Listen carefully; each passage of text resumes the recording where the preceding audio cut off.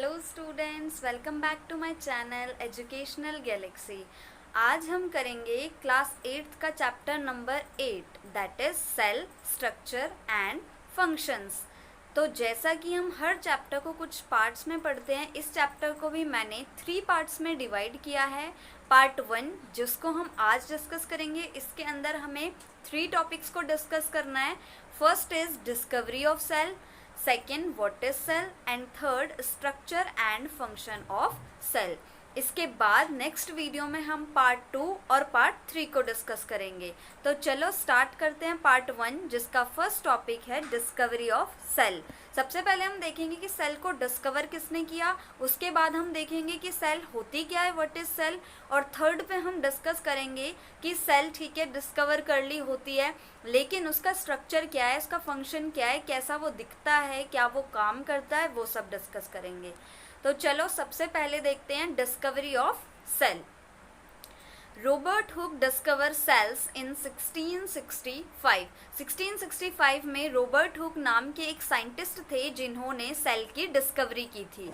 अब कैसे डिस्कवर की उन्होंने सेल, थोड़ा सा उसके बारे में पढ़ेंगे। He observed cork a part of the bark of a tree under a simple magnifying device. यहाँ पे दिख रहा होगा मैग्नीफाइंग ग्लास जो होता है, उन्होंने क्या किया, एक पेड़ की जो खाल होती है उसे कॉर्क बोलते हैं, उसको मैग्नीफाइंग ग्लास से देखा। तो उन्होंने क्या ऑब्जर्व किया, he observed small compartments in the cork slice as appeared in a honeycomb. उन्होंने देखा कि कॉर्क के अंदर छोटे छोटे खाने बने हुए हैं, बॉक्सेस बने हुए हैं, सेम जैसे कि एक हनीकॉम्ब में, मधुमक्खी के छत्ते में बने होते हैं।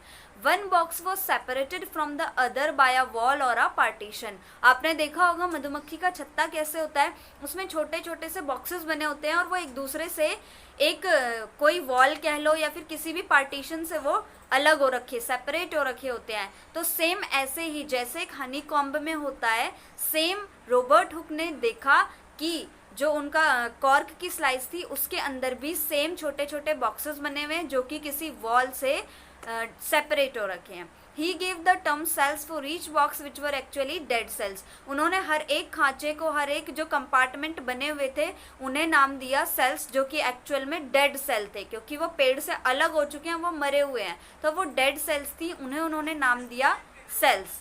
Cells of living organisms were observed after 150 years when high magnification microscopes were discovered.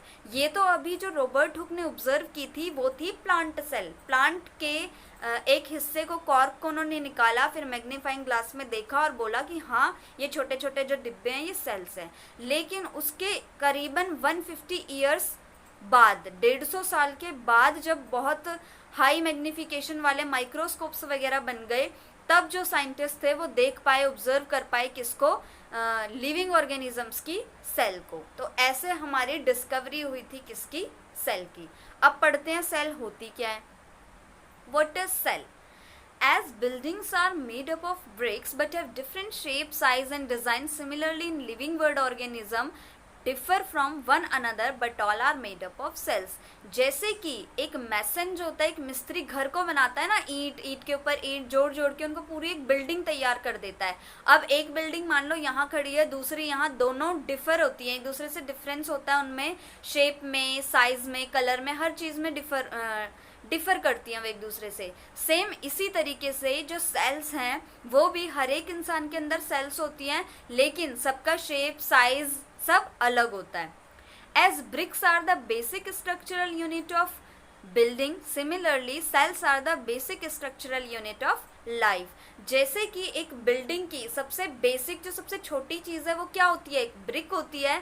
Same इसी तरीके से जो एक ह्यूमन लाइफ है, इंसान की ज़िंदगी है, उसकी भी सबसे छोटी चीज़ जहाँ से स्टार्ट हुई है लाइफ, वो क्या होती है, एक सेल होती है। The egg of a hen presents a single cell and is big enough to be seen by the unaided eye.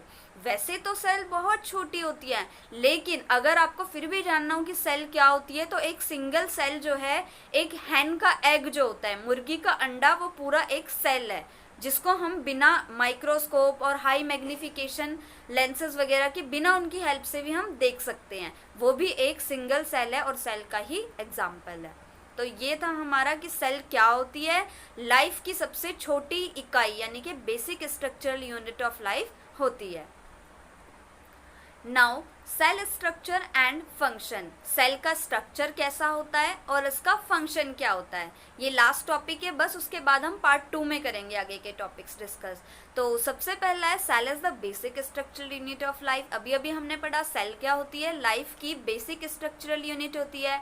Now a group of similar cells performing specific function is known as tissues. हमारे body में बहुत सारी sales होती है जिनमें से जब एक सेम टाइप की सेल्स मिल जाती हैं तो वो एक टिश्यू बना लेती हैं और वो सारी मिलके एक सेम काम को करती हैं।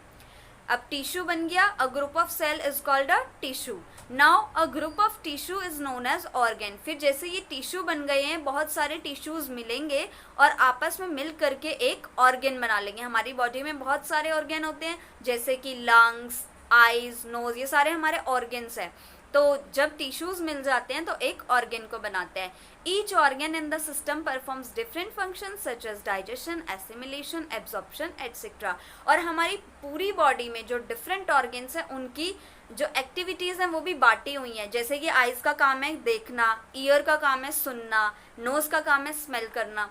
तो इस तरीके से जो ऑर्गन्स हैं वो अलग अलग एक्टिविटीज़ को करते हैं। For example in plants roots help in transportation of water.